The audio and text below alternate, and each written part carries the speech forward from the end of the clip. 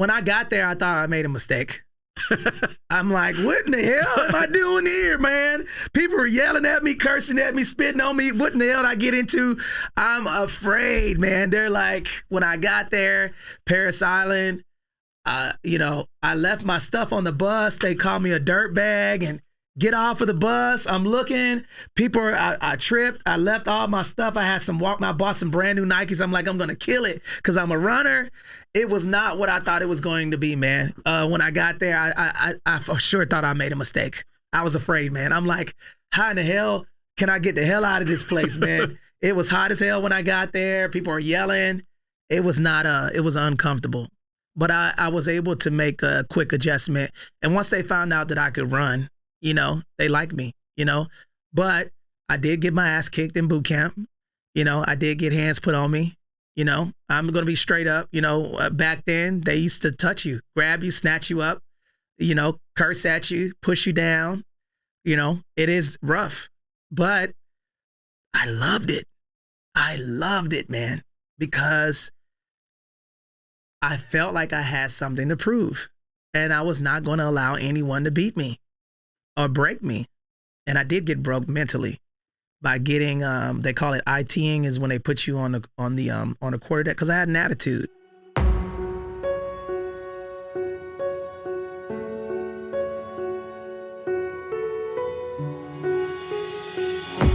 Hey, welcome back, everyone. I'm joined this time by a retired Marine Corps Gunny. His early life growing up was painting a picture of nothing that you would deem as potentially successful as an adult. Right before high school, he went to live with his father. His mom and dad were separated. His father was very strict. And what I mean by very strict, eventually retired Army colonel strict. But it turned him around and did well in high school. Well enough that he had athletic prospects and actually went into college right after high school. Thing was, college wasn't working for him. And he decided he wanted to join the Marine Corps. Funny thing is, his father was completely against him joining the Marine Corps. Completely against him joining the military. He went in 1996, eventually served 20 years and retired in 2016. When he returned from Afghanistan after a deployment shortly after 9/11, he realized that he not only wanted to go back and focus on college, but he wanted to get into real estate. And he did both. He eventually got an MBA, and in 2007 started his first real estate company while he was still active. Started doing his own real estate, investing, but he was also teaching other Marines about real estate. So he knew that this was going to be his future. When he retired in 2016, he purchased his own real estate firm. Today he's a real estate broker. As well as in 2017, he started the nonprofit Veteran Homeowners Club. Again, all things related to helping and giving back to veterans in the real estate space. He's also started his own podcast, The Sit Rep, where he's trying to continue this model of teaching veterans about all things real estate. It's a really interesting conversation, and I know you're going to enjoy it. So let's get into it. Here's episode 137 with Anthony Glenn. This is your show, man, so I'm going to follow you. Well then, let's start out. Let's let everybody understand the full you. Talk to me about where's hometown. Where'd you grow up? Okay, so I was born in Tennessee, but I was raised in Atlanta. Majority of my lifetime I spent in Atlanta, and I grew up kind of in a split family. So part of my time was in Tennessee, and a lot of my time was with a split family because my parents divorced when I was 3 years old. So I kind of was moving around because my father was in the military and my mother kept my sister and I. And then that's kind of what led to some of the decisions that I made today. Growing up as a kid, did you like Tennessee more, or did you like Georgia or Atlanta? I didn't really have a lot of time in Tennessee. Majority of my time was in Georgia as a kid. What took up your time as a young boy? What'd you like doing? Well, I was getting in a lot of trouble when I was a young man. So majority of the time I was, communicating with communicating with the law because I was a knucklehead when I was a young kid. That's a unique way of putting it. I was communicating with the law. Right. So translation, I was talking to the cops a lot. I was talking to the cops a lot because I was always in trouble. And I think what I was doing is seeking attention from my family. Since I had a split family, my mother and father divorced at a very young age. And my mother had custody of us and she was working a lot. So I was usually in the streets, running amok and doing a bunch of crazy stuff. Within your family, how many brothers, sisters? Yes. I have one stepbrother. He is 1 year older than me. And I have a sister. My sister is 4 years older than me. I'm 46 years old. And I have a deceased stepbrother also. He was killed in a car accident. So your other brothers and sisters were all from your mom's first marriage? Well, my brother and sister, it's just me and my sister from my dad's first marriage. He didn't have any kids. He married a single parent, and that's how I got a stepbrother. So what I'm getting, if I'm understanding the picture correctly, you were kind of the baby of the family, and you were basically fighting for attention? I was the youngest one. That is correct. I was the youngest kid, and my childhood was kind of challenging. But, I didn't make it as an excuse. I was mathematically illiterate when I was a kid because the education system wasn't great where I was growing up at. And when I was growing up in that lifestyle, there was a lot of extracurricular activities that could lead you into trouble. And I gravitated towards that because I was the little guy. So I was always fighting.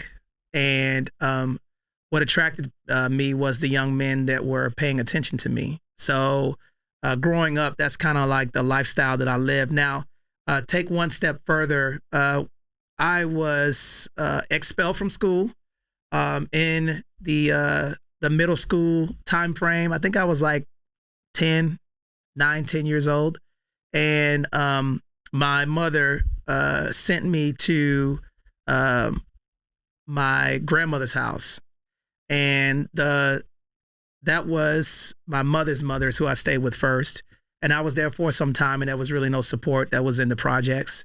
And then I got expelled from school there. And then I went to my father's mother's house, and her biological son, because my father was adopted also.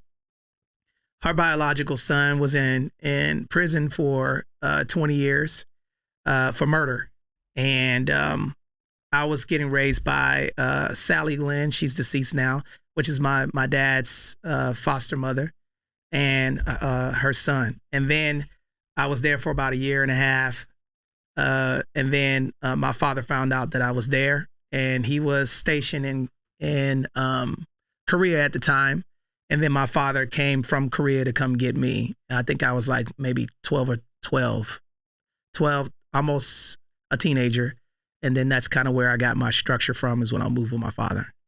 Was the group that you were running with, was it full on gangs or just a bunch of young kids just looking to get into trouble? A little bit of everything. It was people that were, I was never really affiliated with any type of gangs when I was coming up, but I did hang out with some people that were in gangs, but they didn't initiate me or do anything like that. I do remember when I was at my mother's house, my mother's house, there was some gangster disciples that were living in the neighborhood, and I would hang out with them, and they would take me places, but they didn't really involve me into any type of stuff that would get me into selling drugs or anything. I just was hanging out with them. They actually looked out for me, to be honest with you. I didn't really get in a lot of trouble with them. I was mainly just fighting and doing things of that nature. But I was hanging out with them when they were drinking and selling drugs. So I was in that environment. But they wouldn't let me do anything because they was looking out for me, actually. That's actually where I was going to go with it. It almost kind of sounds like even though you were in the middle of it, they were doing just enough to keep you from being fully in it. Mm-hmm. Exactly. Looking back as an adult now, why do you think that was? Why do you think that I guess where I'm going is, what do you think they saw in you that they didn't want you to go all the way to the other side? I actually believe that they just respected my grandmother. They had Probably feared her. right. Yeah. They had deference for my grandmother, and it was the Coyley family. I remember their names, and the young men, they just were really muscular, a lot of tattoos and everything. And I just wanted to be like them because they had nice cars. And at a young age, in the 80s, 90s, that's the standard of wealth is what you see. So I saw them living a different lifestyle than me. And I kind of wanted to be like them. But, imagine an 80-year-old woman trying to raise a young man, with a grade level education. So there was challenges there for me. I just was out of control, man, at a young age. And I think the main thing was I did not feel like I didn't have any communication with neither one of my parents. So I kind of felt a little bit abandoned, you know what I mean? And it really wasn't the case. It was just that my mother was doing the best that she could. Under my mother's care, though, I do remember my sister being assaulted. And that scenario drove me into a spiral, I think.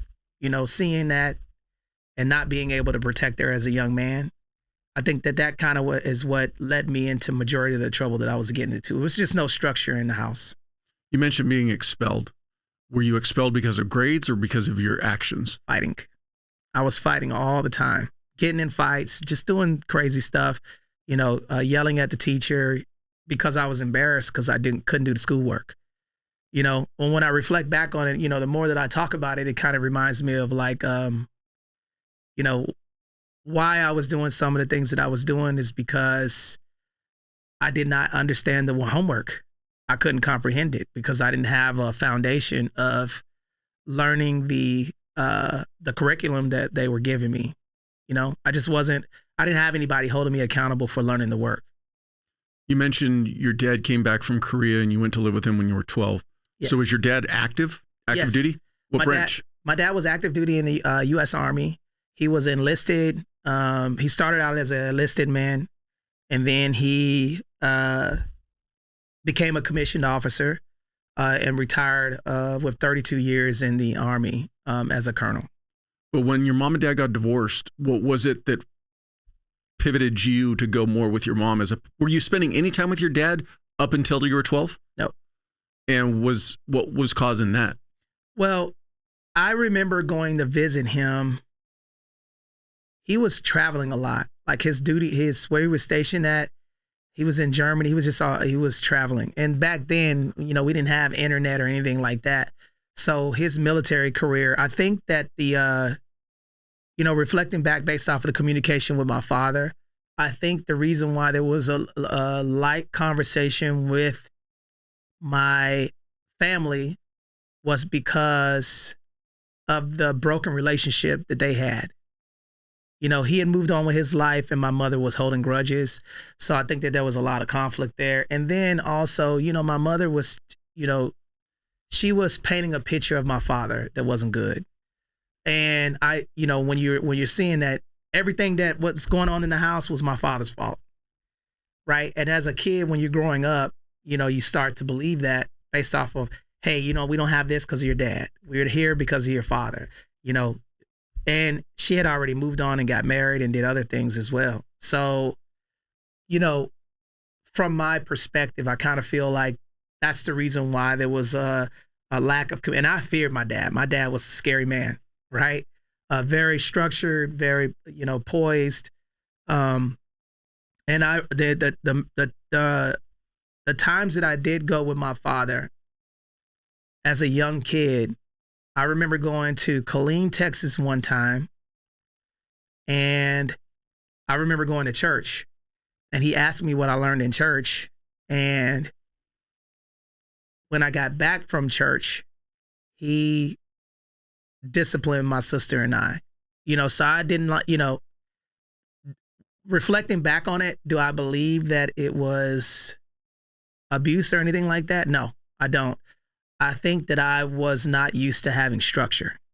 So that was the only thing that I remember, just going to Texas that one time with my father. What year was that approximately?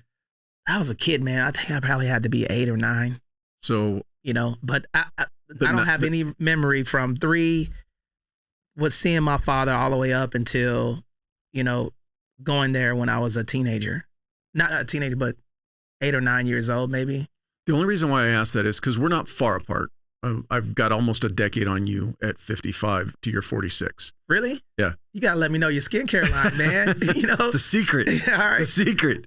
But I've said this before. If you put it in under the microscope of today, 2024, my dad abused me as a child. Looking back on it, my dad just gave me an ass whooping when I deserved it. And that's the way I look at it. Yes. I never look back on it going, I was abused. I look back on it and I was like, no, I was a knucklehead and he was trying to keep me in line. And like you said, trying to give me that structure, trying to give me the bumpers of like, hey, operate within these 2 barriers and you're good to go.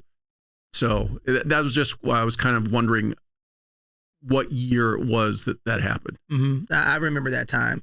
But, fast forward and moving with my father, as so this is how everything went down. So there I was at school, all right, acting a knucklehead, and I was in the classroom, and the classroom doors had these little, vertical window.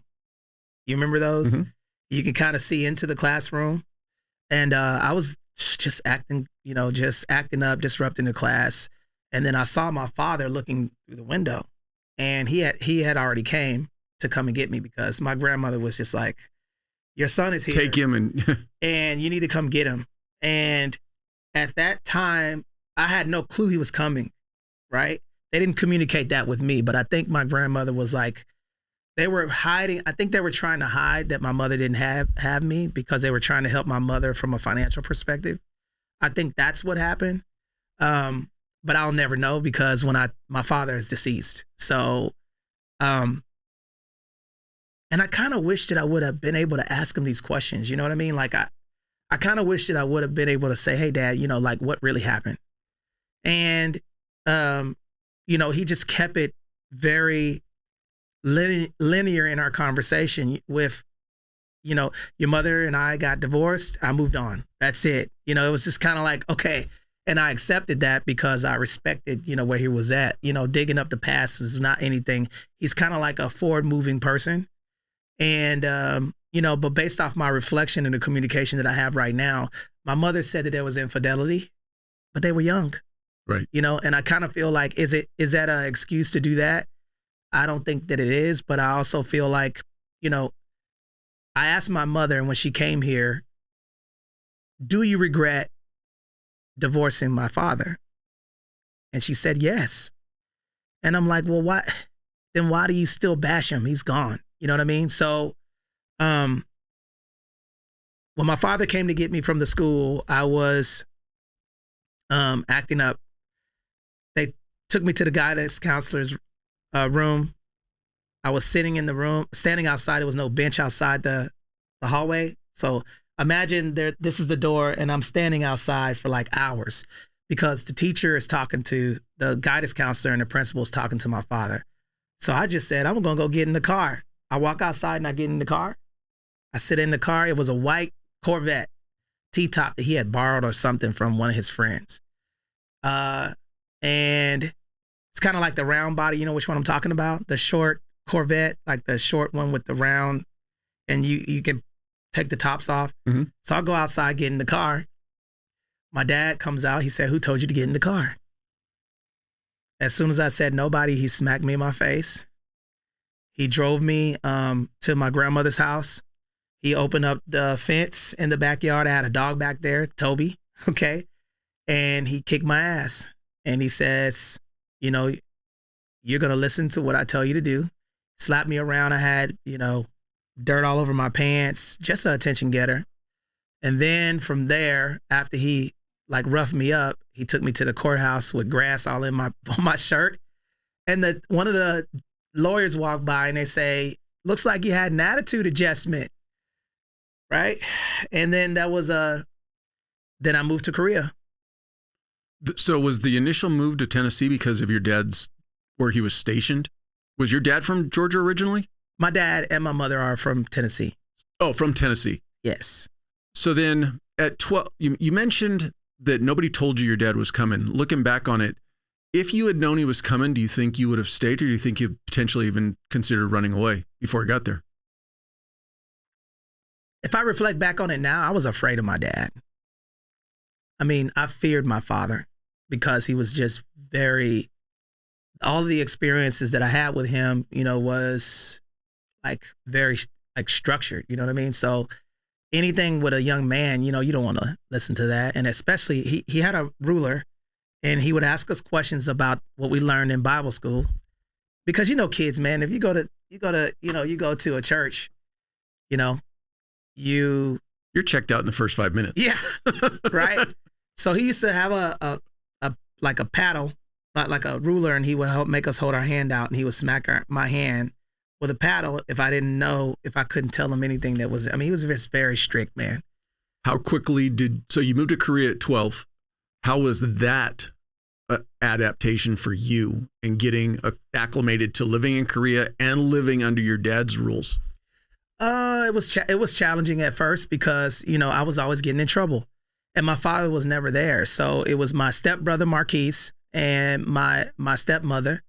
And remember, I'm the knucklehead kid, so I'm the black sheep. So when I get there, everything that I do is scrutinized by my stepmother, right? And she did pretty good, but imagine growing up in a house, and then there's deference towards So you didn't feel welcomed from the time you walked in? Absolutely not. No. Did it ever get better for you? Kind of, sort of, yeah. My father was really not around that much because he was traveling a lot in the military. So it got better when I got into sports. I played baseball. And my son, shout out to Anthony Glenn. I love you, son. He's playing baseball now. Very cool. It was more, when we moved back to Georgia, it was more from Korea, it got better because then, I was a pretty good athlete. I was starting to get better grades and stuff like that. In Korea, in a DOD school, Department of Defense school, I picked up how to play sports. But Korea was interesting because when I used to get in trouble, my stepmother used to drive me from South Korea to where he was at.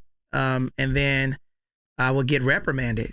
I would go up there, get spankings and stuff like that because of stuff I was doing. And then I would come back down. But it was a consistent thing. But I can't say that the stuff wasn't warranted. I wasn't really doing anything. I wasn't doing what I was doing back then. I wasn't fighting and stuff like that. But I was doing some silly stuff, man. I do remember one scenario to where my dad told me I couldn't ride the bus because I was getting in trouble home. So they let me walk home. You were getting in trouble on the bus on the way home? Right, on the way home, right? And I remember walking. I had to walk through Itaewon. It's a little small town. You have Seoul, Korea, Yongsan, and then you have Hanam Village, and it's about a mile walk. And my dad said, if you act up on the bus, you're gonna have to walk. So I walked home through Itaewon by myself, and I remember, I don't know how far it was. If, as a kid, you think it's miles away. It probably wasn't even that far. I need to look that up and kind of see. But I got in trouble for stealing, right? I went in this shop and remember, this is an international incident. So I remember walking into this shop. They had these starter hats, and I could fold the back of them, and I put one in my backpack. And I'm like, man, that was easy. Let me get another one. So I went in there and I tried to steal another one, and then the guy locked the shop. So I was locked in the shop. They called the Korean police. They had to call the base. It was bad, man, because remember in the 80s during that time, you had riots and stuff over there. And, the Koreans didn't like us over there. And I remember as a kid, they used to riot outside of the housing area, and they would shoot tear gas when we were playing outside. So there was sound of alarm and we would have to go inside. But, it's just kids doing dumb stuff, and that was what I came from. So I do take full responsibility for some of the actions that my father, I think my father was he was parenting how he inherited the way his family parented, because he used to tell me stories about his father, which is adopted. Which is a Navy guy. He was a Navy boxer. So I think that he raised me how his father raised him. Does that make sense? No, makes perfect sense. I'm relating a lot to your story to, similar memories and experiences I have. And the thing that I always have, if I have the opportunity to say it so that people will hear it, and you've mentioned it, the worst thing you can do when you're a divorced parent is to talk bad about the other half. If there's any advice that I can give, please take the high road. I don't care who's in what position, who did what. Take the high road when it comes to your kids. And that's your mom, that's your dad. We didn't work, but that's your mom, that's your dad. Yeah, that's a fact. I think that as parents, that's our biggest failure to our kids, is when we put down their mom or their dad. Boys are going to love their father no matter what. And I think that seeing that scenario and how it worked out, and seeing my father, going from the hood to, going to my father's house with structure and him owning property and all types of other stuff. And I got to see my father showed me that he was paying child support. He showed me I wanted to be involved, but, dealing with your mom was very difficult. So it really made me have this animosity. I didn't get to really know my father based off of how she communicated how he was. Because when I got to know him, he was the foundation of my stepmother's family. He was the bedrock. He was a God-fearing man. He was very structured. When he was home, he was home. He used to run with me. He spent a lot of time with me when I 9th, 10th, 11th, and 12th grade. When he was home, he would do things, taught me how to barbecue, little things that, I knew he loved me and he wanted the best for me, so, and the way he showed it was by spending time, doing little things, and some of these things I do with my son, Sunday days is ice cream day. We go get ice cream, riding bikes, spending quality time. I used to watch the Chicago Bulls with him, in the lounge that he had when we were in Georgia. So I just remember those things. And then when I went into the military, I never went back home to my mother's house. So the entire time, I would probably say the first time that I went home was 2015. I never went back to my mother's house. I didn't want to be there. You ended up back in Georgia how old? I ended up back in Georgia 14. So right at the start of high school? Yes. And how'd high school go for you? I was good in high school. I didn't get in any, I got in trouble one time the entire time I was in high school, but I was good in high school. I played sports. I was a mediocre student. I wasn't, a great student, but, B's and C's. You were playing catch up probably from poor learning skills and habits that you had developed as a young man. Mm-hmm. For you, did you foresee your future as an adult when you were in high school? What were you thinking was going to happen? Well, I had a scholarship opportunities. So my idea was through sports, I'm assuming? Right, to go to school. And then when I explored school, it wasn't for me. So I ended up going into the Marine Corps after exploring college. Where'd you start? Where was your first venture into college? I was in Georgia. I explored Georgia Southern University in Georgia. And I ended up deciding that, look, I'm just going to go into the military, because I had some scholarships to play ball and run track, but I just decided, I'm over school, so I'm going to go into the Marine Corps. How'd you decide on the Marine Corps? My father told me not to go in the military. He wanted me to go to school, man, but one thing was for sure, I couldn't come back home. So I went to all of the recruiters. The Air Force person wasn't there. The Navy person, they were overweight. I'm just being honest. Don't hate me. but I just wasn't that they weren't appealing. And then the Army, they were kind of like too chill. I went into the Marine Corps recruiter's office, and I was kind of arrogant because I was a pretty good runner. And, I had went to state and cross country, and I did some other things with my athleticism. And that competitive nature gave me confidence, because, as a young kid, with being the bad guy and then being the star, you kind of, that dopamine from that, it kind of takes you in different places. But I went to the Marine recruiter, Gunnery Sergeant Williams. He was very decorated. And when I went in there and I said, I'm an athlete and, what does the Marine Corps have to offer me? And he was like, get the F out of my office. The Marine Corps doesn't give you S. Get out. We want people. The Marine Corps is you earn the title. And if you're thinking that the Marine Corps doesn't owe you nothing. And I was very, very butthurt about it. And then I felt like I went back, and then next thing you know, I was shipping to the Marine Corps. How long of a gap in between that being told to get out of his office and when you actually came back? A week. And just stewed on it for that week? Yep. Went right back there, said I want to try out. I ran the physical fitness test. I aced it because I was a good runner. I did my pull-ups and my run time. Then I set for the ASVAB. I scored well, and then I shipped off to Paris Island, 1996. What did you want to do when you went into the Marine Corps?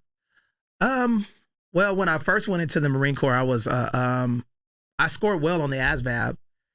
But I had to study for it, but I did get a good grade. I only took it once. I was surprised because I'm not a test taker. I don't come from that, but I qualified. I was an open contract, I believe, when I went back then. But then when I went to boot camp and I graduated, nobody has horror stories going open right. Contract. So at first they had me in a ground element, but then when I went to how you have like when you graduate from boot camp and you have back then when you graduate from boot camp and you're on an open contract, since I did well at boot camp, what they did is they offered me an opportunity to change my MOS, and then I went into operations and planning. So for you, two things I want to go towards. First off, your dad was not for you going in the military at all. Not at first. What was it like when you actually sat him down or even just had that conversation like, hey, I've enlisted? I didn't. I mean, he was gone when I went. My stepmother took me to the recruiting station. And then I signed a contract and went to boot camp. And I was writing letters. And you know what's crazy about it? When I was in boot camp, I don't remember getting any letters from my father, just my mom. My mother was the one who I was communicating with the most. I don't know if my dad was too happy. He's the type of guy, man, if you're not doing it his way. Because I remember right before I joined the Marine Corps, I remember my sister wanting to get married because she had moved from my mother's house to my father's house, and he wouldn't take her hand. He wouldn't give her away. She married a Marine, Eric Christoph. They're still married today. He just didn't condone it because he didn't believe that Eric was worthy of my sister because he was a young Marine. He struggled through boot camp, barely made it, but then he became a pilot and, a Prowler pilot, and retired as a major. And they have 3 kids and they're still married today. But I gave my sister away at her wedding. He's just a very, yeah. That's weird, because you paint a picture of a man who's very structured, very rule driven, very by the book. And you would think that going in the military is exactly what he would want. He said, you need to go to school. That's what he wanted me to do, and, once I made my decision, he's like, well, you're a man. I don't even remember having a conversation with him with that. I don't even remember really talking to him much about it. I just went my own and did my own thing. Did he come to the graduation? No. Nope. My mother was at my graduation, I believe. I don't remember. I actually do not remember. I would remember if he was there. I don't think that he had the ability to come to graduation. Being the kid who was, let's say, a rule breaker, not a rule follower, kind of do your own thing. How was it for you day one Marine Corps boot camp? Whew, man. When I got there, I thought I made a mistake. I'm like, what in the hell am I doing here, man? People are yelling at me, cursing at me, spitting on me. What in the hell did I get into? I'm afraid, man. They're like, when I got there, Paris Island, I left my stuff on the bus. They called me a dirtbag and get off of the bus. I'm looking. I tripped. I left all my stuff. I bought some brand new Nikes. I'm like, I'm going to kill it because I'm a runner. It was not what I thought it was going to be, man. When I got there, I for sure thought I made a mistake. I was afraid, man. I'm like, how in the hell can I get the hell out of this place, man? It was hot as hell when I got there. People were yelling. It was uncomfortable. But I was able to make a quick adjustment. And once they found out that I could run, they liked me, But I did get my ass kicked in boot camp. I did get hands put on me. I'm going to be straight up. Back then, they used to touch you, grab you, snatch you up, curse at you, push you down. It is rough. But I loved it. I loved it, man, because I felt like I had something to prove. And I was not going to allow anyone to beat me or break me. And I did get broke mentally by getting, they call it ITing, is when they put you on the quarter deck, because I had an attitude, but they broke me. I remember. In a weird way, they like people like you, I'm assuming. Oh yeah. Because it gives them something, a challenge. Mm-hmm. Mm-hmm. I remember being on the quarter deck. There was a guy that was in our platoon. He was a combat engineer. And he was very decorated, and he told me I had an attitude, and he was telling me, he kept making me say discipline, and I was doing push-ups on the quarter deck. There's a little area where they make you do exercises, and then I remember that is when I knew I became a man, because I surrendered my ego, and then I understood that I will graduate.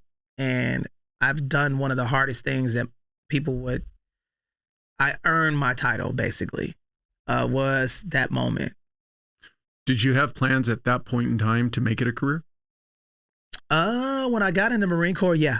I knew for sure that I was going to do my time. Not once did I feel that I was going to actually get out of the Marine Corps. I knew once I graduated from boot camp, and then I went when I got in the Marine Corps, I was fighting again. At MOS school, I was fighting, and I almost got in trouble, and I had people looking out for me. I had a bunch of people looking out for me because I was pretty good at my job and pretty good at my, I was an athlete. People like athletes, that's the Marine Corps likes people who can run, shoot, and fight, but, for the right reasons. What do you think kind of reverted you back to your old ways of fighting and not being able to step away from it? I had a chip on my shoulder, man. Like if somebody said something to me, I would revert. I didn't know how to express my emotions without feeling offended. It was a very immature emotion, and it took me a long time to get out of that. But it all stemmed back from not feeling wanted. When people would try to say things or do things to me, I just felt like, who do you think you are? And I just felt that I could I didn't know how to express myself.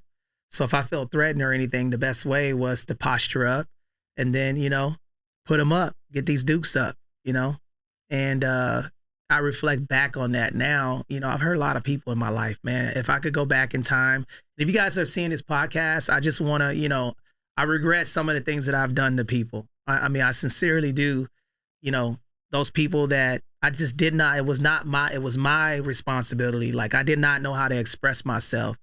So if anyone that's out there that's looking at this podcast, I pray to God that you forgive me if I've hurt you in any way, from a physical or emotional place. I regret some of that stuff because I look back and there's a lot of things that I have done that I regret, man. I have marks on my hand from fighting. You can see them, on my knuckles. I can't even open up my fist now. My pinky finger is all messed up because all of the fighting that I did, man. But I was fighting myself. Silly question. Did anybody in the Marine Corps try to channel that and take you towards the Marine boxing team? Yeah, actually. As a matter of fact, that is a couple of times people had I had done some of that stuff in North Carolina, Lejeune. So I did have an opportunity. And when I almost got beat is when I quit. I remember, doing an exhibition in North Carolina. This guy had a couple of losses, so I didn't prepare properly, and he clocked me pretty good. And after that, I didn't have the confidence to fight anymore. He broke my jaw, actually. I got a pretty good lick. The left side of my face is all swollen up because I did venture into that. But after that, I kind of was like afraid of feeling that way, getting really close. But I still maintain, doing competitive running. I did the cross country team. I ran in a Aloha team. I did a lot of running. That's why when you see me, I still do running, because the reason why I run is because that's when I talk to my father. I talk to my dad when I run. So when I go running, I talk to my dad, and also all of the business ideas that I get is from my father, because that reminds me of this one day I was in Korea. I kept asking my dad, can you go? I want to go running with you. I want to go running with you. He was like, oh, you ain't ready. You're not ready. And then I said, I am ready. I want to run with you. And I remember him taking me out on a run. It was in the country. And I remember I can close my eyes and I can remember smelling the manure from in the country, running there. And I remember my father running. I'm staying with him. He got further and further and further away from me. And then I started to cry because I couldn't see him. And then he turned around. And then when he came back, my confidence got good. So that I believe that foundation and that running, I ran with him until he died. So he couldn't run anymore. So that's cool. That's kind of like our connection, is that we would do some miles together when I would come home. So you mentioned your MOS when you came out of boot camp was? Logistician, planning. And then I became a 0911, which is or 8511, which is a drill instructor. And then from there, I went and became a 0911. And what's that? A DI, a drill instructor. 8511 and 0911 is a DI. And in your 20 years there, for you, a couple questions. Where did you enjoy the most? And then from a business standpoint, where was the best learning aspect for you that you took forward, other than just the totality of the Marine Corps? Well, when I was at MCRD San Diego, when I came out here in 2004, when I was in Atlanta, actually, my first duty station in Hawaii is when I kind of learned about real estate. I did some investing over there with my VA loan, and then I moved to Atlanta, did some investing there. And then when I moved from there, I moved here. So I had already had experience with, owning property. When I came back from Afghanistan, from Bagram Air Base, and I did ABAD and JBAD right after 9/11. We were one of the first units that were over there. So when I came back from Afghanistan, my mindset was different. I was a little messed up, but I met a young lady in Atlanta, and she was writing me letters the whole time. And I really, really got more interested in becoming a advanced real estate investor. So during that time, I was going to school the entire time. And then when I went to MCRD San Diego, out here in 2004 to 2007, when I was down there, I got more into 2004 October, I bought more property. So that kind of transitioned me into getting more into real estate. And then I kind of started working on my transition. And down there, as a matter of fact, I got in trouble. No. Yes. Shocker. I got a slap on the wrist for condoning recruit abuse. And it could have almost ended my career, but I had some good people looking out for me. And, it was the culture of the depot. It was the culture being out there and, training Marines, having that scenario, I got really close to getting in big trouble. I was able to finagle my way out of that because I had leadership looking out for me. And I'm like, man, you know what? I need to change.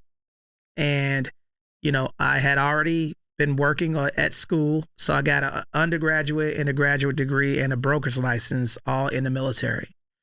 And, you know, I like doing things that's going to challenge me. I enjoy doing things that's going to push me from a mental perspective further. I did you know, my undergraduate degree in, you know, operational management, which is a lot of math. I did my graduate degree, MBA, and it requires a lot of math. Got my broker's license and did, you know, classes and associate degrees in business management and all of that stuff because I was interested in becoming a businessman. What I saw is 7, 8, 9 time frame in that window. I saw a lot of military people with lack of financial literacy. And then since I was such a big proponent of owning property, a lot of people started asking me questions. I really got into real estate to do my own investing. And my wife, my ex-wife, was in real estate. She left a corporate six-figure job with Ford Motor Company to do it with me.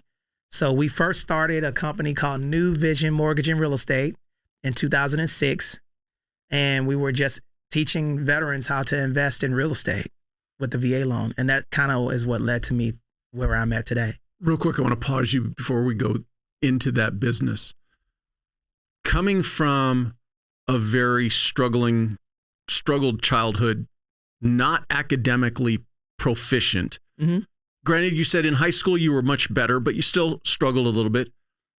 What was the turning point? I know you say you wanted to be a businessman, but was the turning point to go through that much education? And the caveat is, did you develop a mentor at any point in time other than your dad to kind of guide you to where you wanted to get to? Nobody taught me anything about this stuff. Everything is, I had to learn all of it on my own. And believe it or not, the college degrees was a PR. It didn't have anything to do with, I didn't learn anything about real estate in college. I learned how to, case studies of how business operate.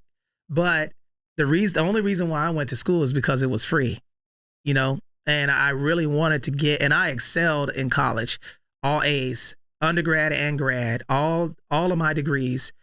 I excelled at school because I was focused, I'm a type of person to where if it's hard, that's what I want to do. So I got a college degree because I did not feel like, I didn't feel, how you feel when people talk about school and you're that person that don't have degrees. That's what I felt like. But I'm going to tell you right now, man, look, I would tell anyone, if I look back at this right now, and this is my theory, and a lot of people are going to disagree with this, the education system is designed to push people into employment. It's not, you think you go K through 12, 13 years, then you go 4 years, that's 17, then you go another 3 years, that's 20 years to get with student loan debt. That system, the American school system doesn't teach entrepreneurship. And I kind of feel like if more people would look into that, it's not this or that. I believe it should be this and that. Yes, go to school, but then also prepare your children to be about financial literacy early. Because what I know now on the outside looking in, with education, with a military retirement and everything else, the IRS favors people who own real estate and business. And that's what made me be an advocate for teaching people about doing these things while your kids are in grade school to prepare them financially for success. And that's kind of where I built that momentum. People start asking me a lot of questions about how I was able to build these companies. I have 7 of them. And I didn't do it by myself. A lot of it was Constance, my ex-wife. Believe it or not, we're still in business today, right? But when people, I feel like my testimony is telling people that they can achieve immense amount of financial success by, looking behind the system. And I don't know how to put it in any other way, but I kind of feel like your kids can have credit cards at a young age, under 18. You could pay your children $13,000 tax-free all the way up until they're 18. But we don't know about these things because the system wants us to use the student loan debt. Let me tell you a fun fact real quick, and then I know we'll go back to the questions. Did you know that the average student loan debt is $38,000 and it takes 20 years to pay it off? And by the time they pay it off, it's $158,000, even in deferment. It's a mess. So, I really started developing curriculum to build where I am today, but nobody taught me this. I had to learn through trial and error, and I made a lot of mistakes along the way. And from my perspective on it, and I don't say that I've changed my mind on the benefit of education. As we were talking before we started recording. So I've got 3 kids. They graduated high school last year. They're in their first year of college. Congratulations. I'm seeing it now, though, from a different perspective. I believe that I did the incorrect thing when they were younger. What do you want to study? What do you want to go to college? And just drilled it into them. You're going to go to college. Mm-hmm. But now that they're at that point, and now that I'm old enough to look back, who at 18 years old really knows what they want to do with their life? So if you are that kid that has a goal and that goal requires a degree, you want to be a doctor, you want to be a lawyer, you want to be an architect, there's no way around it. You have to go get a degree. If you don't know what you want to do with your life, don't dig into that debt. If there's a way that you can go a couple classes a semester, go get a job and just pay as you go, great. But just merely to go to college to get the college experience and come out with a monster truckload of debt, I'm completely against that now. Completely. And so for me, when I look at my kids, it's okay, great. You want to go to college, but what are you going to do with it? Pick a degree that gives you something that you can build off of. That's a fact, yeah. And so that's the balancing act. I agree. You go to college and you get that degree in 16th century English literature. What are the job opportunities? So you can't complain about the debt if you picked a degree that doesn't give you job opportunities. Mm-hmm. Or I hate to say this, there's a lot of kids that start out and they want to get their bachelor's degree in psychology. There's not a lot you can do with a bachelor's degree in psychology. To actually be in a treatment or patient setting, you need advanced education. So it's going to require you to go more. So it's just that look at the big picture. So I think as a parent, if I could boil it down, just sit down and talk to your kid and say, hey, what's your plans? Mm-hmm. And if your kid's not sure, then don't push them towards a 4-year degree right out of high school. Hey, go get a job. Figure out if the working force is what you want to do. You can always come back to college. It's always going to be there. And you know what? In our era, where I was raised at, it was like military, college. That's it, right? But now people are doing trades and making a lot of money, And now the way that I look at my children, I teach them about entrepreneurship. Now my kids could talk about real estate, trust, all of that stuff, because I'm giving them a little bit of everything. One of the things that I did with that, I was regretting, I didn't get my kids in sports early enough. I was so hyper focused on, go to school, get good grades. I want you to be, education, because I didn't have that. But then when I started looking at it, I said, hey, what do you want to do? What is it that you want to do? And now I have structure, because both my kids now own their little businesses, right? So I'm teaching them about, they balance, they do their little checkbooks and stuff like that. They kind of understand it. They both have lines of credit, and it's not a lot. Like, they hold meetings, so they know how to run a business because they're going to inherit what I've built.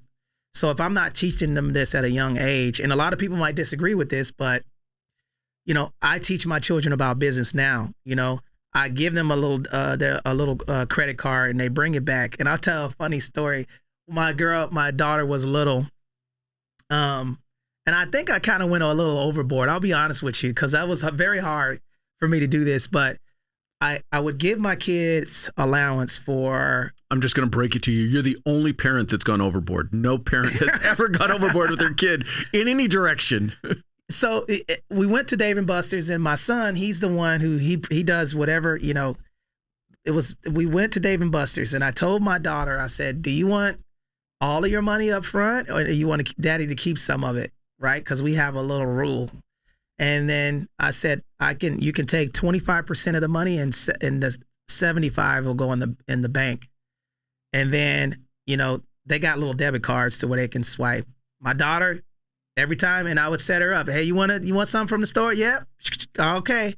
So we went to, and my son, he decided to put his money up. My daughter, she wanted her money now. So we had a bunch of kids. I can't remember why we went to Dave & Buster's. I gave them their cards. Right. And I said, hey, you guys can go play at Dave & Buster's, swipe your card, get your little card, turn up. Right. My son, he had money. So all of the kids, they were walking around, and I would watch them. They were out there playing, you know, and my daughter, she played like 2 games and it was done. And she was looking at me like, Dad, my card. I said, hey, you're going to have to watch those kids play because, you know, you don't have any money left.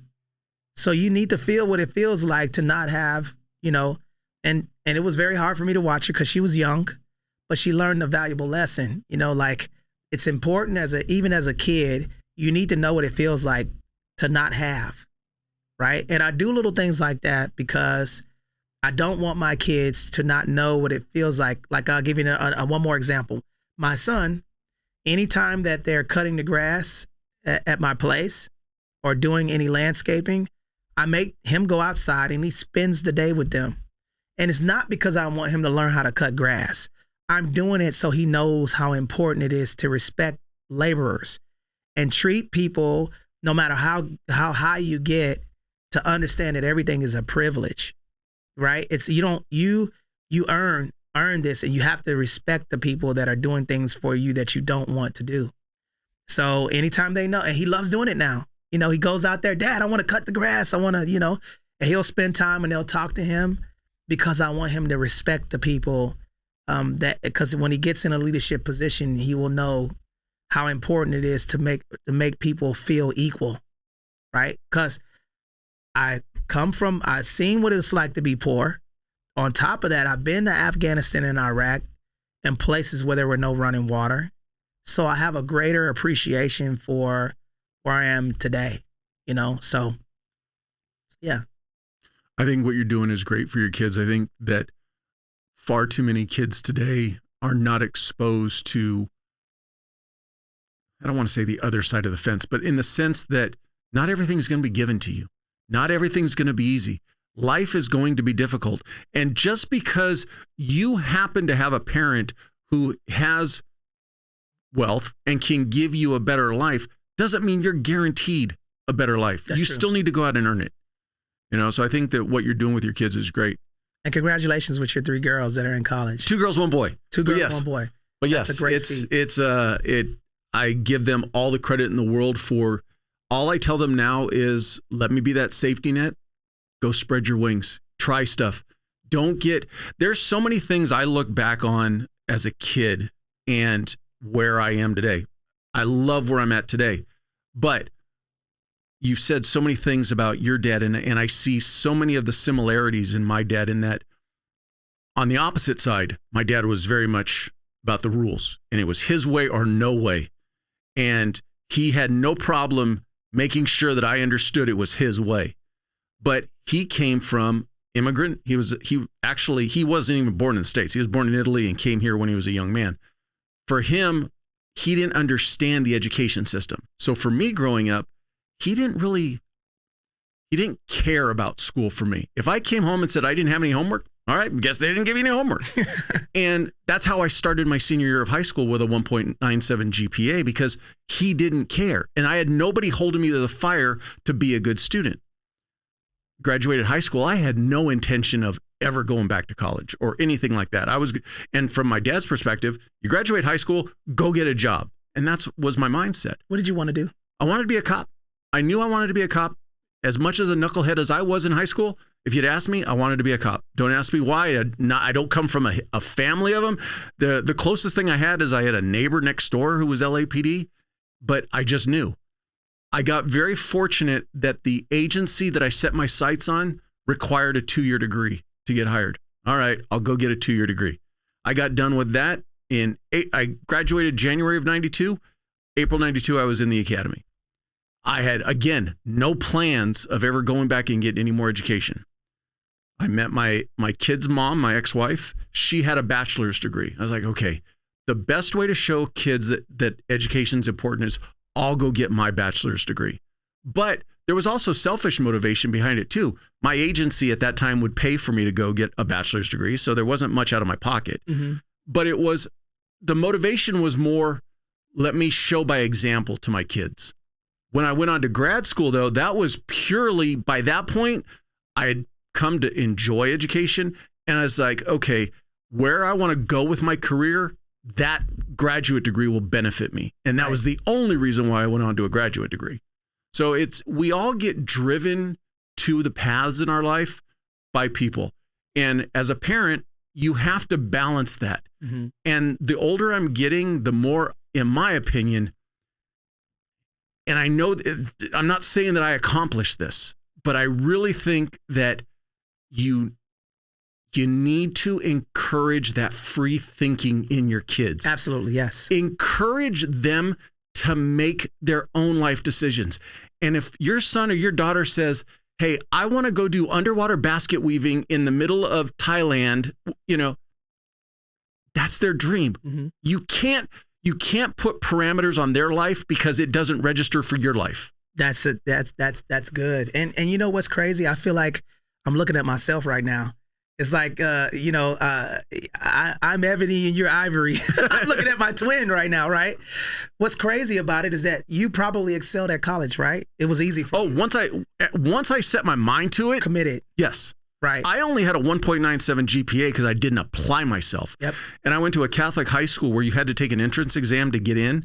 And I scored outside, beyond the high school level. So for the first 3 years, I had, and I can't remember her name to save my life. I love those people who can remember all their teachers' names. Yeah. But I had a sister who was my guidance counselor, and she was very polite, and she was an older woman. And Paul, you could do so much better. And I just didn't. And I would walk out of her office like, all right, what's the minimum? I'm going to get a D. And I was butting heads with my dad. I wanted to play sports. He didn't want me playing football. And so when he said no, I said no to you, kind of deal. And all I was doing is hurting myself. Right. And then finally my senior year, we got a civilian. And I say a civilian because she wasn't a sister. She wasn't a nun. She was just a regular person. She pulled me into her office basically the first couple months of senior year. And she goes, you better pull your head out of your ass because you ain't going to do anything with a 1.97 GPA. If you're going to keep going down this route, you might as well just pick the branch of the service that you're going to go into now. And I applied myself my senior year and I pulled A's and B's and I got my average up to a C when I graduated. How many years were you in the field? I did a total years in law enforcement. So like I said, I graduated March of 87, or June of 87. By March of 88, I was a cadet at a police department. And I did that until December 29th last year. That's pretty much the only adult job I ever had was law enforcement. I had a couple stupid I worked at a video store, that kind of stuff in high school, but legit jobs from the time I was 19 till 54 years old, I worked in law enforcement. That's magnificent, man. So I got very fortunate. I had a great run. I have no regrets. It was a great career for me.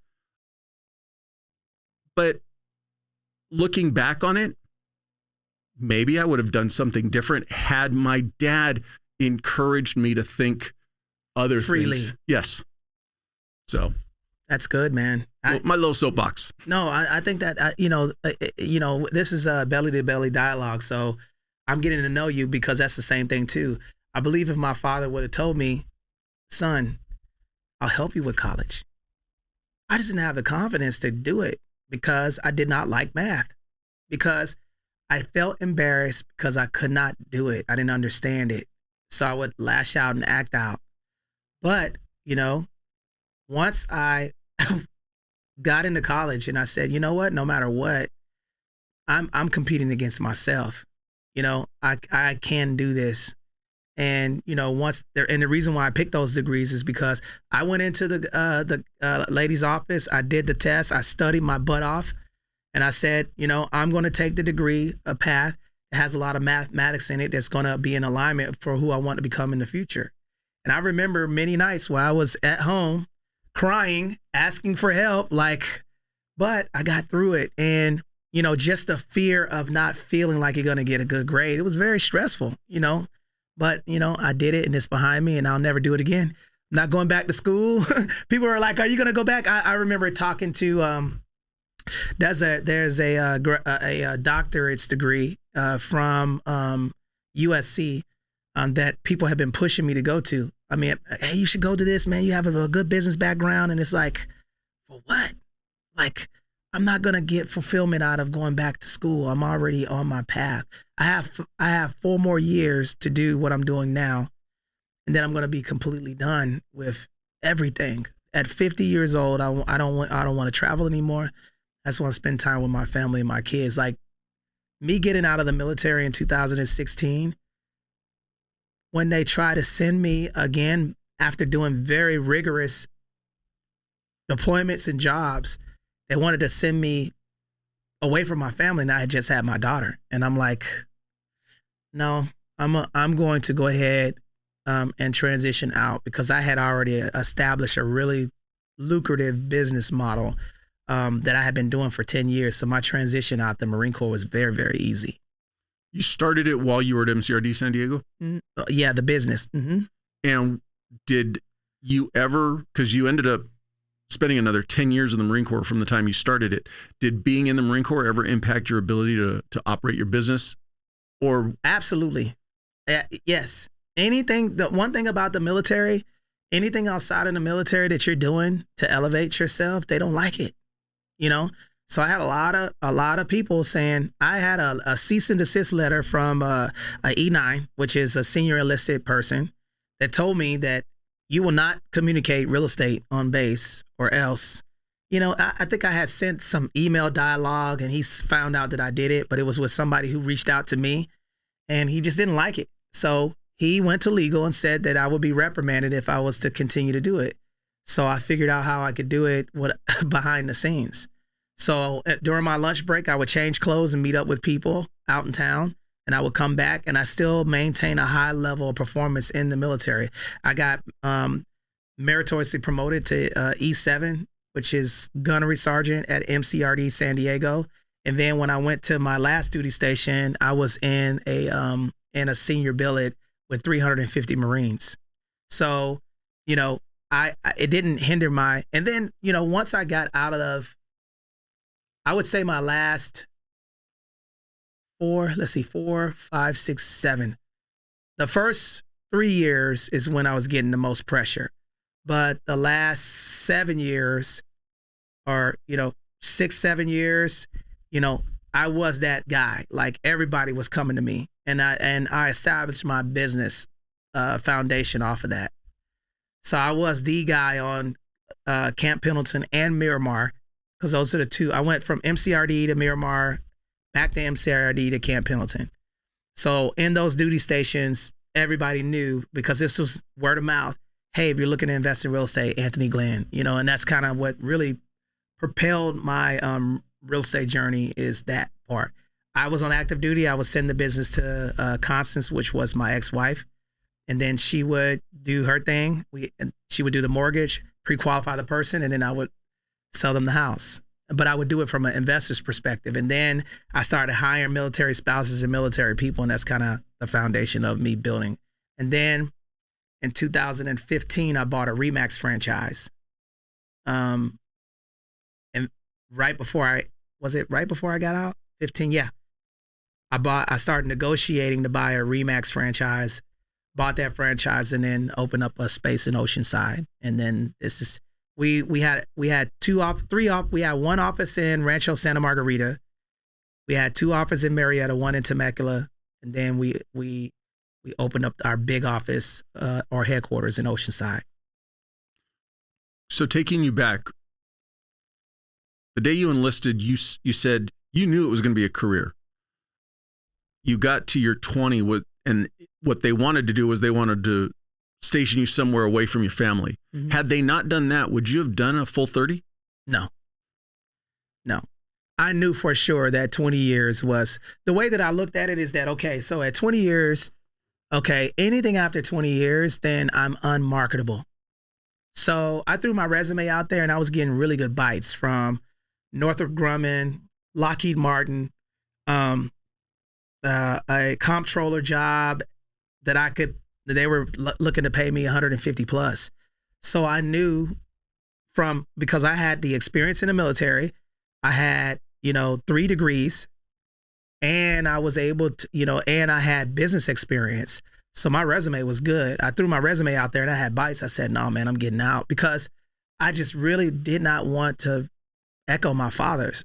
I wanted to be, my kids saved my life. I mean, when I had my son and I looked in his eyes, I said, I don't ever want to be away from my kids.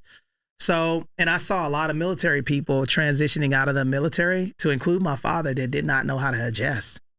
And I think that, the transition, your podcast is giving people a voice. Like, if I could give any advice for military people, is take all of the advantages of the military while you're in. Get your degree. Your first year should be 25% yourself and 75%. When you get at the middle, if you're doing 20 years, at the 10-year mark, it should be 50-50. Then it should be, because you already know what to do. You can start working on your transition. But see, this is what most people do. They give you just enough money, right? You get paid on the 1st and the 15th, and you get lazy. So then when you get out, I mean, I've had people that were in for 30 years that got out and committed suicide, man. I have a friend of mine, Bobby Clark. If you look him up, he was a Marine I served with. He stayed in for 30 years. And he invested in real estate, bought his first house with his beautiful family in Oceanside. And 3 months before he got out, he got diagnosed with terminal cancer. He lived for 2 more years and then died. So from my perspective, think about it. If I went in at 18, 38, I can still work, another 20 years into a career and still retire with my youth. So I felt like at that crossroad, it was not, I had already replaced my income like by 10x. So it wasn't beneficial for me to continue to stay in, especially when they were trying to send me to Okinawa to do back-to-back deployments without my little girl and my son. Do you think, this may even be a rhetorical question, was the decision made easier because you had already an established business that was already successful for you, as opposed to at 20, I'm going to get out and then start a business?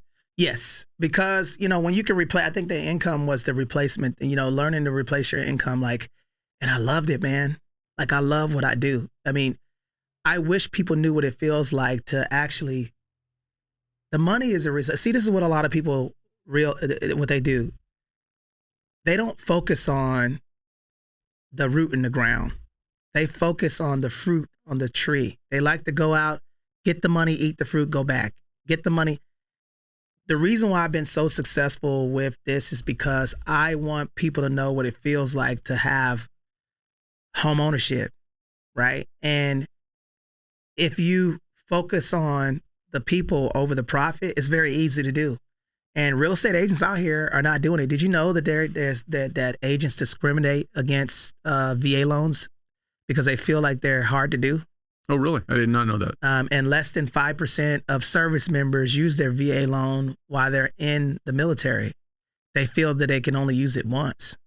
So me being an advocate for that and imagine, I just want you to just think in your head, giving keys to a family that has served our country and supported and defended our country against all enemies, foreign and domestic.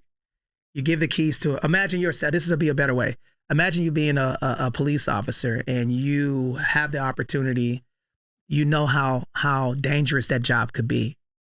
And you give keys to a person who deals with stress, depression, PTSD, fear of belonging. People are intimidated by cops. police officers, excuse me. And you give keys to this man who has went through all of this stuff, all of this pressure. And you know beyond a reasonable doubt that that key that you give him is setting up his kids for generational wealth. I'm addicted to it. It's an addiction of mine, right? Because most agents, oh, I'm a top producer, I sold this many homes. No, my vision is I made a real estate investor and I've changed the trajectory of this person's life because their kids are going to know what it's like to own property. It's a difference. And me being able to help people like that, I'm addicted to it, man. And I've made a lot of people, I've partnered with a lot of friends of mine in the real estate industry, and I've seen their lives change. You know, I just seen their lives evolve, you know, a bunch of people. And lastly, providing jobs for military spouses. Imagine yourself being a police officer, you know, you're a police officer and you work a lot of time. Who carries on that burden of the household? The spouse. Military people move every 3 years. So how hard? Nobody talks about the military spouse. You know, she's putting her career on the line because she has to be the husband and wife while the veteran is gone on deployment. And me seeing that, now I'm providing, you know, jobs for those people. I mean, I love it, man. I love it. You know, it's a passion of mine, and I'm very humbled to be able to have and do what I've been able to do. Well, even in 2024, for the greater majority of society, buying a house is going to be their single biggest purchase of their lifetime. Mm. Granted, over the last 15, 20 years, people are more apt to move than when we were younger. Our parents bought that one house and that's where they stayed forever. But still, I think there's a huge portion of our society that they still just buy one house in their lifetime. And being able to help them through that process, because it's very stressful, but then also, like you said, seeing what it gives to their future is got to be extremely rewarding. It is. And, you know, on top of that, it's, you know, it's what I like the most about it is that I selfishly sit in the car sometimes and watch the kids run around the empty house, you know, in the front yard and stuff like that, because I know that I was a part of that. The person that gives you the keys to your house, they'll always remember who did it, you know, like, and I like the orangutans, lizards, and hyenas, man, the people with bad credit that get told no, because I was that person. I got told no. You know, I remember what it felt like. I remember I was a young Marine, and there's a guy named Bob Hain. Bob, shout out to you and your son, Steve. I had just got stationed from Hawaii in Atlanta, because I got stationed in Atlanta too. And Bob Hain, okay, you know, owned a company named Metro Cycles. And this guy named Chuck was at Ruby Tuesdays. And I went there to go get some food because I had a property right by there. And I was just sitting at the bar drinking the beer. And Chuck says, "Hey, man, you know, you're a good looking fella." He said, "You know, you want to come over here and work with us?" And I'm like, hell yeah. You know, because I had, you know, I've always had a second hustle, you know? So I went in there and I was selling motorcycles on the weekend, Saturday and Sunday. And I was kicking ass because I was bringing all the military people that wanted to buy ATVs and motorcycles and, you know, wave runners and all of that stuff. I was the guy, and I was the only black guy there. Okay. This was in right by Lithia Springs, Austell, Georgia area. And they loved me, man, because I was saying dirty jokes and talking about being a Marine and playing pranks on people in there. It was just a fun place. And I was the youngest guy there, and I was the only black dude there. And I remember trying to finance a motorcycle. And when I was there, I tried to finance it. I didn't have credit for it. And Bob looked me. Finance the bike for yourself. Yes, I wanted to buy a motorcycle, and I couldn't afford it. And you know what Bob did for me? He said, "I like you because you have character. You make me laugh." And he says, I remember coming in, I was disappointed because the finance person had called me and said that, hey, you don't qualify, right? I didn't have enough credit. And then, you know what Bob did? I came to work, and when I got there, he had that motorcycle right by my desk. And he says, I'm going to give this to you on consignment, and then you're going to pay for whatever we bought it for. And I bought that motorcycle, and every time I sold a motorcycle, I paid that bike off in a year and a half. Boom, done. And then he said, you know what? You're the first person that's ever paid me back. You're the first person that ever paid me back. And I know what it feels like to get told no, be embarrassed because I couldn't afford that. And that taught me right there that give people a shot, man. Don't hold them accountable for things they did in the past, because I wouldn't be here today if somebody didn't look out for me my entire military career, because I was always on the edge, man. Like, hey, I went out of town, late for formation, you're going to go out here and paint this, the shed or cut this grass. Somebody always looked out for me. And now that I'm an older guy and I have no hairline, it's my responsibility to relate to that. Yeah. I have a response. My gift, I have a responsibility to people, to help them. People want help, man. So that's why I like doing real estate. It's kind of emotional because my ex-wife, it's not the mother of my kids. Okay.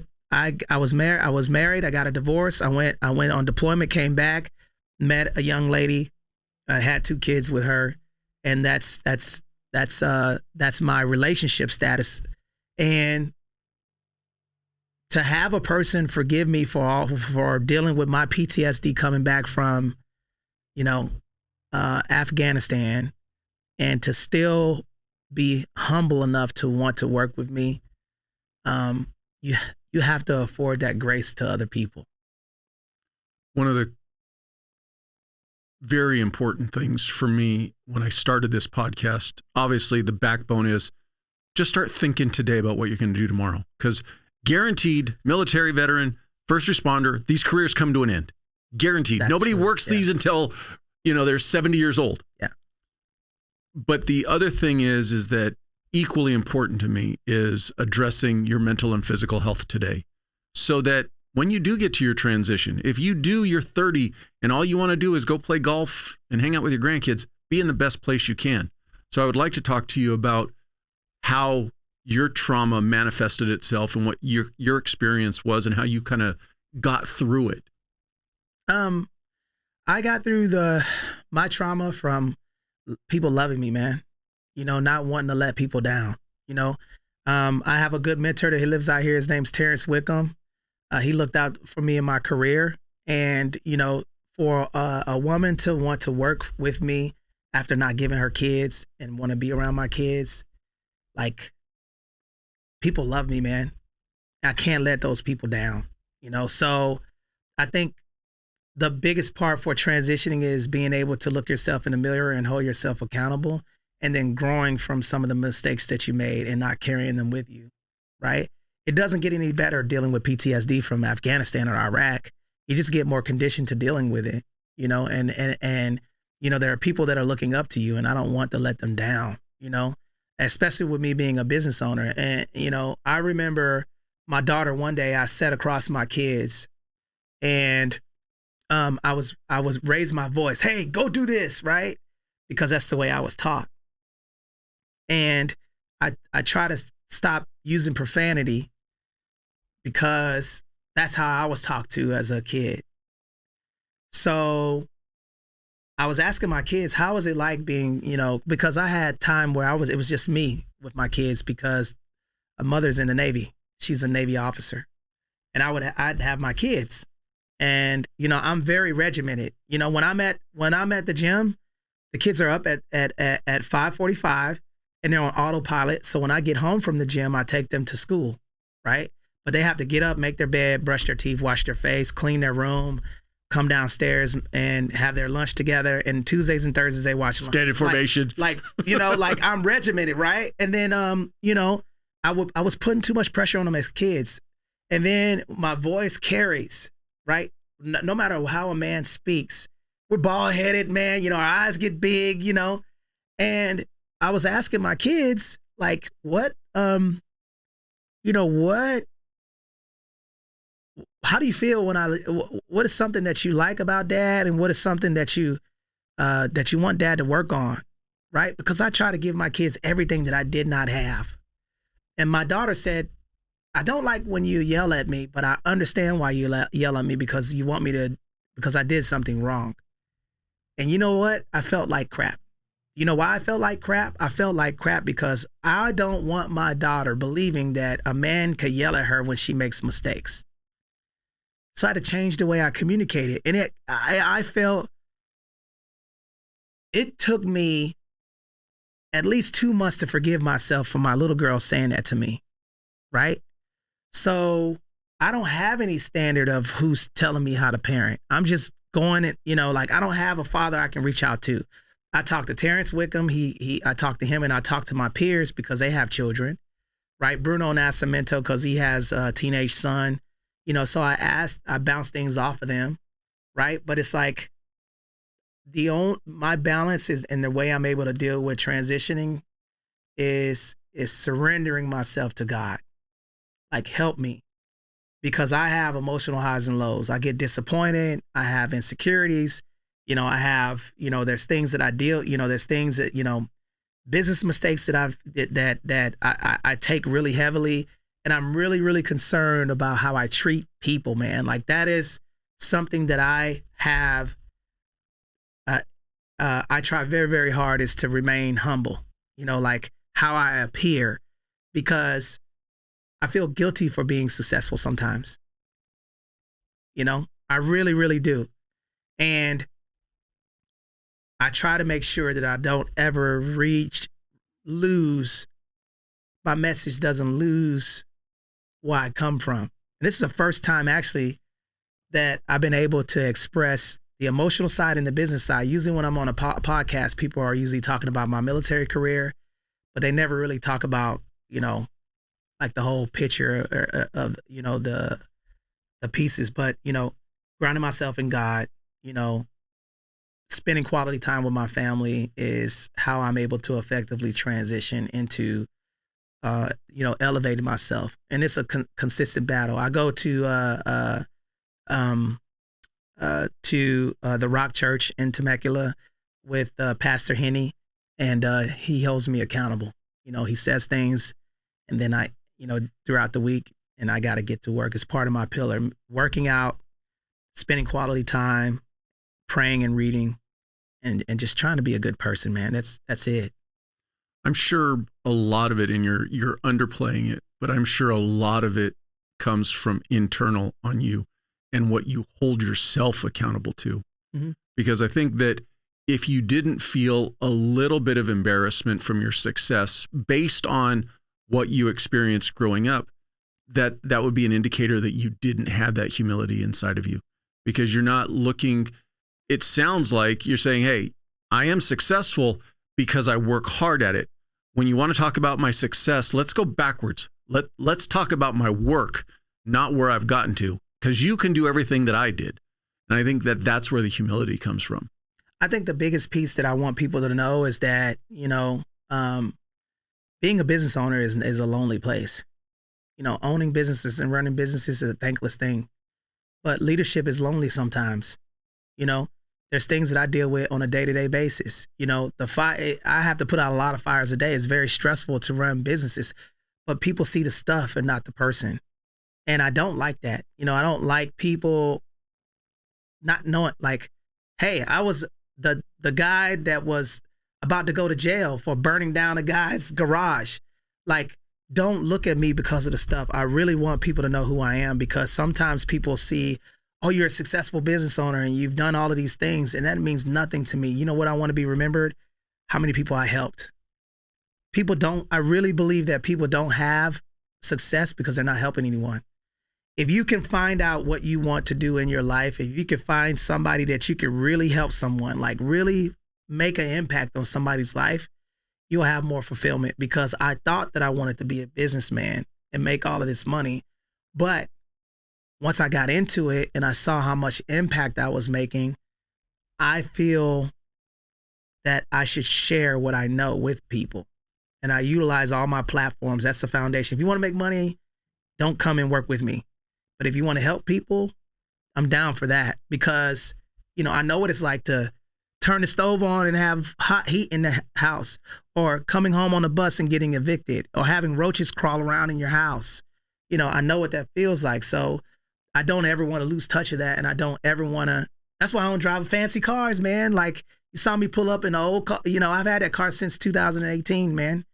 I don't want to be a flashy guy. I want people to know, like, this dude's real. He's approachable. Get to know him, right? Because who you are is more important than what you have, and I've been through a lot, man. I've had an attempt on my life. I've dealt with PTSD. I've dealt with the divorce. I want people to know that part of me, not the business owner part of me, because the business part of me is what I do. That's not who I am.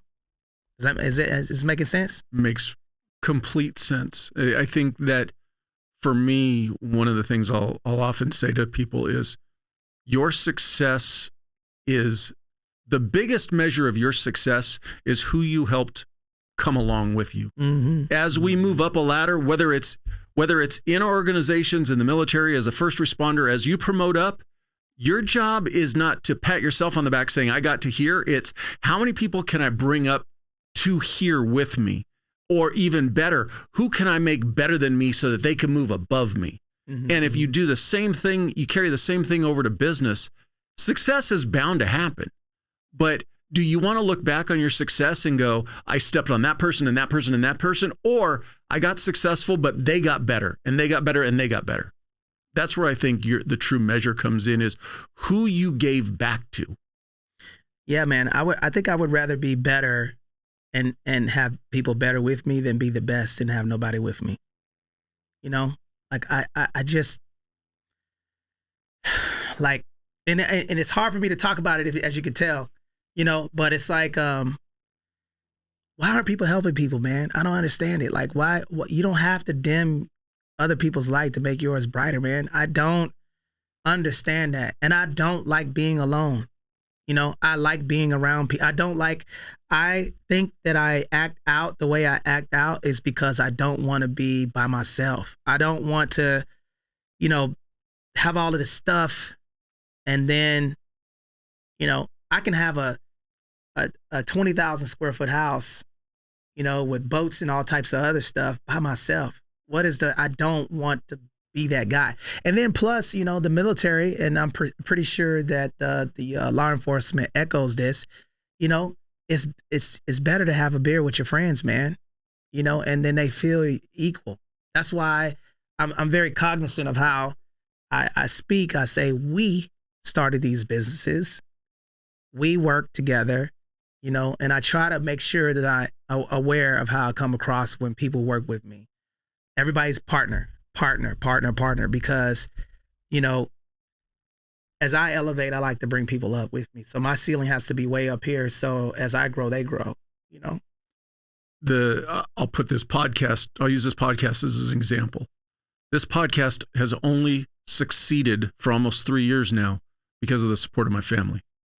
There's no way I could have done this without their help, without their support, without their encouragement, because it takes a lot of time, and it takes time, my time, away from my family at times. Mm-hmm. And their understanding of the greater good is what's helped me move this forward. There's no way in hell I could have done it by myself. There's no way any of us. And that's the one thing I always say. The one thing we learned from day one, the day you stood, the first time you stood on those yellow footprints, the first day I stood in the academy, what do they teach us? Teamwork. There's never anything that you do by yourself, but we get isolated and we want to do everything by ourselves. And then the further we go along, the more insulated and isolated we get, and we don't want to deal with anybody outside. And for me, it's like, no, the whole point of this journey is to pop out the other end and be that person that doesn't make your whole identity the globe and the anchor. the whole identity is the badge and the gun. That was just what I did. It helped me. It helped me grow as a man. It helped me learn teamwork. But today, my thing is who can I help and make them better? Yeah, and I'm pretty sure that this podcast is giving a lot of people a voice because this is therapy. You know, when people are talking, you don't have to have a license to let people emote, right?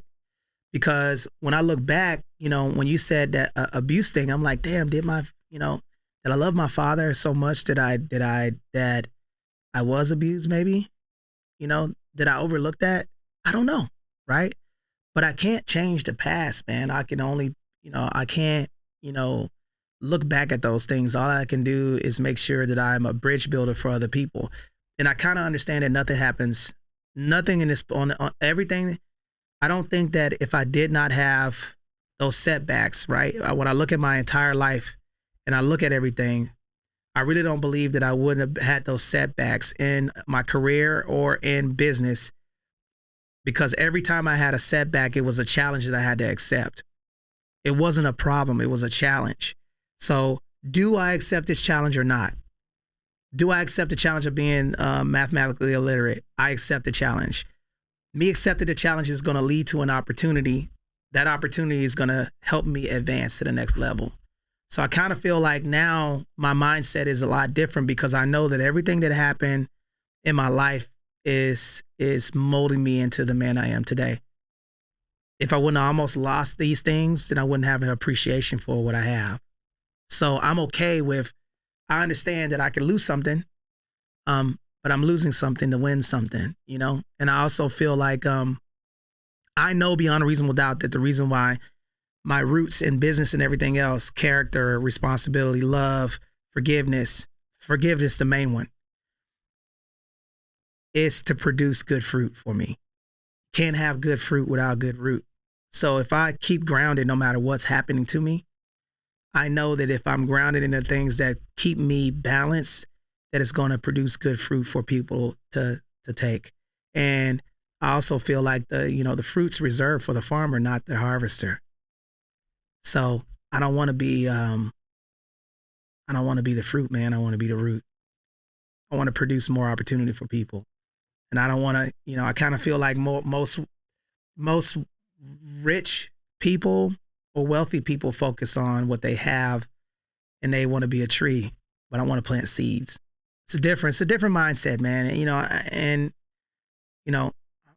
I know that if I do not do what I'm supposed to do with the resources that I have, then it's going to get given to someone else. That's what keeps me going.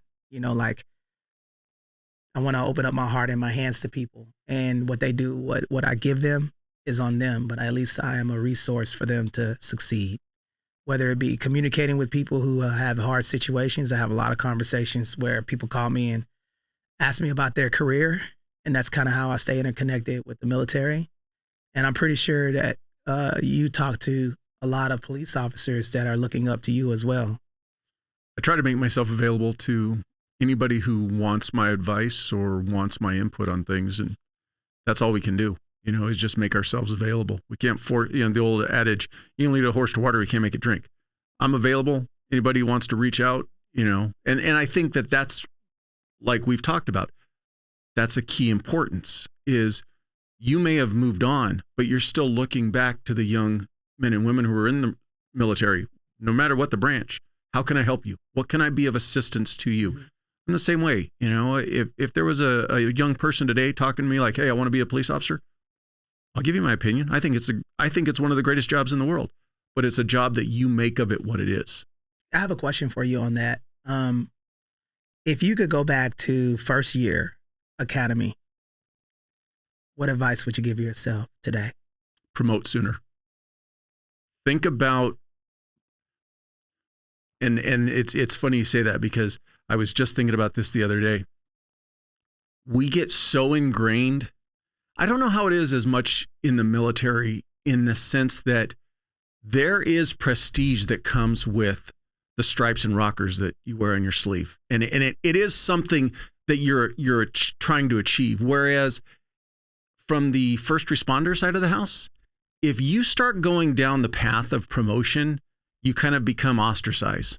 Oh, you've become them. You're the management. You're the, and there are so many people that will, if you surround yourself with that type of group of people who hold you back because they didn't promote and they only point out the negative aspect of it. And I remember talking to, because all of my promotion came in I quote my second career when I was with the district attorney's office. But in one of my interviews with the chief, what's your greatest failure? My greatest failure is keeping a small mindset and thinking like the group that I was in, that promoting was a bad thing or promoting wasn't I lose the opportunity. Promoting is a good thing. That sounds crazy to me. Because promoting not only helps you grow, but it helps you be a better cog in the wheel of your organization to make your organization better. So if I could go back to give myself advice today, promote sooner. Ah, that's wild, man. I didn't know it was like that. For the most part, because you figure that in the Marine Corps, you can have lance corporals, you can have sergeants, first sergeant, there's so many different levels to it that they don't really see it as much. Whereas and at least from the law enforcement side of the house, I don't know as much from the fire side and that, but you pretty much it's like you're the average guy and then you're a sergeant. And your sergeant is that last spot to where you're kind of more about your team and less about administration. As soon as you cross the line and become a lieutenant, or like with me, I was a commander, you're more about the administration and less about. I understand. So if you do that early in your career, for the most part, it's not looked at positively. Most of the men and women you're working with are like, oh, that brown noser. They're just, working their way up the ladder. So. And sometimes people will, they will influence you to do things that they're afraid to do. So they'll keep you like, it's almost like bad fruit. You put, if I take a strawberry, put it in the good strawberry, the bad strawberry will start to affect everybody else. And that's the same thing that in your organization too, man. I'll tell you one thing that I could say in my business that I would have done is people who didn't want to be there, cut them, because I've had a lot of friends in the business that I've made very, very wealthy that live out here in the Valley that have utilized my intellectual capital to become wealthy. And they wanted to be me versus be with me. And it hurt my feelings bad, man. Good friends, I've changed a lot but you know what? It used to hurt me. But now when I look at it, I know I had an impact on where they are today. But it took maturity to go through that, And I'm talking about a lot of money, One friend, first year, 180, second year, 350, 380,000, 90,000, second year in the game, making a lot of money and teaching them how to invest and everything else. Oh, good. I'm going to take your slide deck and then I'm going to go over here and hook up with this person. But, looking at that pyramid, what I had to learn is that what happens to a tree when you cut the some of the stuff off it creates new opportunity, new growth, right? So it actually sometimes will even prosper even better. Yeah. So sometimes the universe will make you purge people because they're not supposed to be there for your promotion, right? And that's kind of how we are in reflection to each other, because you saying, hey man, yeah, it's cool. If whatever you believe that I am, you're right. I'm going to promote. And that's the exact same thing with my business, man. People were saying, you're doing real estate in a housing market crash. If you think about the timeline, 6, 7, and 8, that's the Great Recession. People were getting out, I was getting in. And I'll tell you another thing, because I know that we're probably going to wrap up here. One thing that I saw with a lot of real estate professionals that are in this game, I was a partner with 2 people that are not in business right now. And they was like, oh, Glenn, you over there driving that old car, man, you should go get, this. Glenn, man, you ain't doing these interest only loans and adjustable rate mortgages. And they were racking in money. I'm like, man, I'm not touching anything that I don't believe in. And those people are out of business now. And I'm still in business. Why? Because I wanted to do it the far way, not the fast way. And I'm telling you, man, real estate professionals, they want to make money, man. That's all they care about. I want to make this money. I want to get this Cullinan. You know, I want to go get this big old house. And I'm like, look, man, I'm focusing on the VA loans, and I want to earn that relationship so that person is now me telling other people about my business. Word of mouth. You know, that's how we grew. And now social media, where people see our content. And that's kind of how I partner with Grant. The double-edged sword of social media. Yeah. You know, it's a great tool, but for some people, they only see one aspect of a life that they want, and they can't see beyond that. Mm-hmm. So one last question about the military. You transitioned out 2016. How was your transition, and how did being out of the Marine Corps impact you? The Marine Corps is good luck, Godspeed, Semper Fidelis. Once you get out, you're out, man. Once that plug is gone, you're not going to get any phone calls from the homies. So my transition was easy from an emotional standpoint because I was still interconnected because my business strategy is military. So I'm able to still see young people come up in the armed forces and do things and I'm able to dialogue there.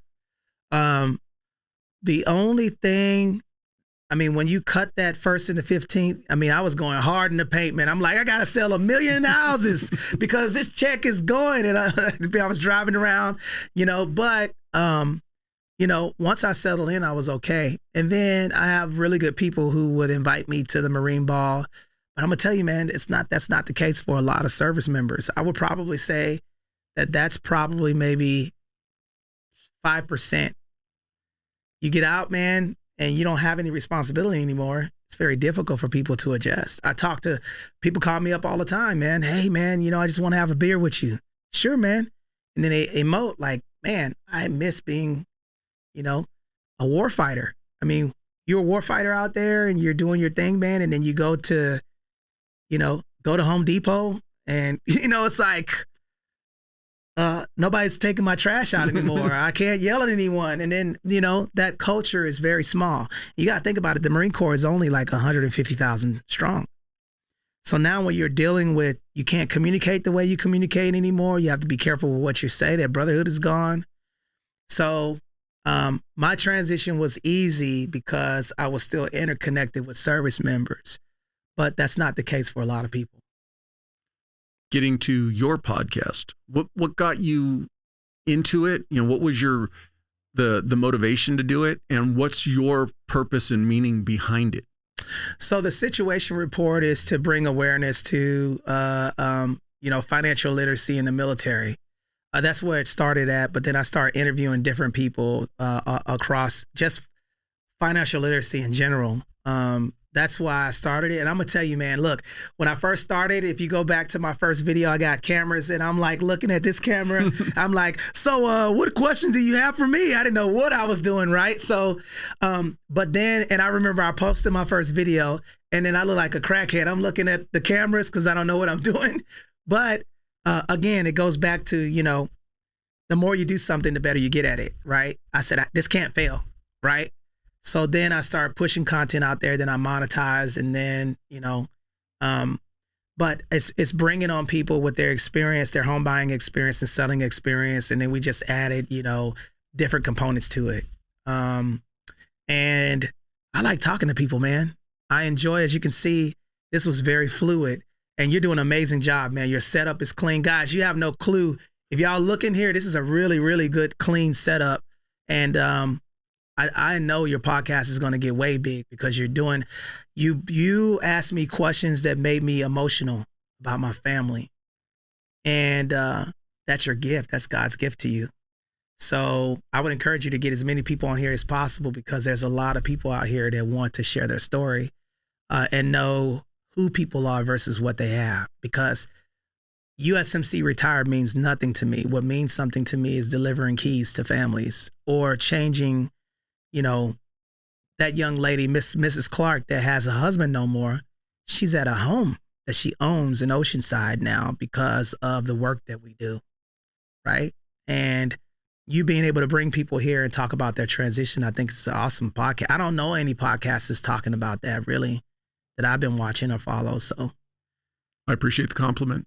One last question for you then. So and we'll keep it towards the veteran side of the house, young men and women wanting to kick off a business, especially if they're looking at 5 to 10 years from their transition. Mm-hmm. What advice do you have for them staying active, continuing to be active in the military, and getting a business off the ground? Build your business around people and it'll be successful. You know, if you're going to do business, there's a lot of opportunity for you to start a business. If you're compassionate about it, don't quit when it gets hard, because the hard is the best part. That's where you grow, is when it's tough. So if you have a business idea, make it make it around what problem that you solve, not versus the money you can make. If you make your business about what you do, what problem you solve, and a call to action. Example, I'm Anthony. I'm a real estate investor. I help people utilize the VA home loan benefit to become financially stable through education. And you're a veteran. How can I help you? Always have a call to action to where people can reach you. And then the best known business is going to be the best business any day. You can have the best business on the planet, but make sure your administrative stuff is together with so people can utilize you, and make sure you stay in contact with your customer base. When you do good business with somebody, don't make it transactional, make it relational, so those people can echo your business. So if you have a business and it's good, then you need Google reviews. You need to have a phone number set up, and you need to have a corporate structure so you can get business lines of credit to scale, right? So that would be the advice for people transitioning into business, is just make it about solving a problem and then getting receipts from the problems that you solve. What learning portals would you recommend people utilize? I mean, the one thing today, YouTube, you can learn just about anything you want, but what learning portals and platforms do you recommend, especially if somebody wants to go towards the real estate industry? Yes, that's a great question. I think the foundation of establishing a business is start with the IRS codes. You know, the IRS codes are designed. Look up business in the IRS codes, and it'll tell you how to structure your business. So you guys can find me on anthonysocial.com. That's all my social media platforms. And we teach this stuff, how to structure a business, how to set up your kids, how to hire your children, how to hire people, how to do all of your administrative stuff, how to get business lines of credit, how to set up your pension plans, and also the 5 pillars of generational wealth. I'll tell you what they are. Real estate prints money. The IRS favors real estate because it prints money. A business, setting up your corporate structure, your pension plans, saving money for a rainy day, life insurance policies, which help you pay off the debt that you accrued, and then a trust to protect it so you can pass it from one person to another. Those are 5 pillars. And I think that you can do it. You can do it. Get one person that you love, that's committed to going on a journey with you, and those people will see your blind spots. And then from that one person to turn into 10 people, the 10 people will turn into 20 people. But the resources that I say is look up corporate structures, LLC, S Corp, C Corps, read about them, and write your business plan, make it about the people, and then use the IRS codes to set up your business. And I have resources for you that I'll give to you guys on some of the trial and errors that I have learned. But the fundamental pillar is make it about the people, and it'll be good. And I'll make sure that I put all the links in the show notes too, so they can find you. Sure. Brother, I appreciate your time. It was a pleasure to sit and talk with you. Absolutely, man. I appreciate you as well, man. This has been a great podcast, and I look forward to seeing more people almost emote on the podcast. You was bringing the emotions. Good questions, by the way. Thank you for your time. Absolutely.